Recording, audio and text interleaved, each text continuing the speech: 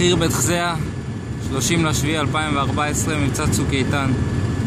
אנחנו לקראת פיצוץ של משהו כמו 11 טון חומר נפץ מעל ומתחת לאדמה.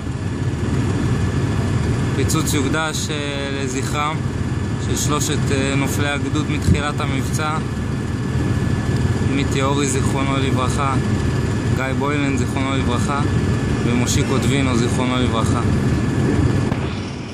הגדוד לוחם במבצע מתחילתו תחת צק"ח 84, צק"ח גבעתי. בחזית אפשר לראות את המסגד, בו נמצא פיר של מנהרה משמעותית, שגם הוא יהיה חלק מהפיצוץ הכולל שישמע בעוד מספר שניות ברחבי הכפר.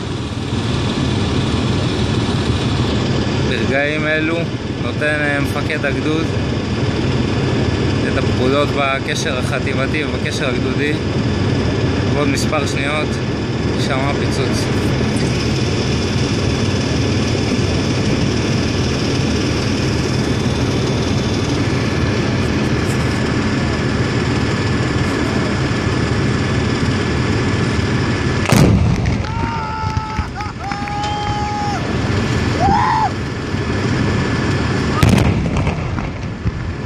תחי מדינת ישראל.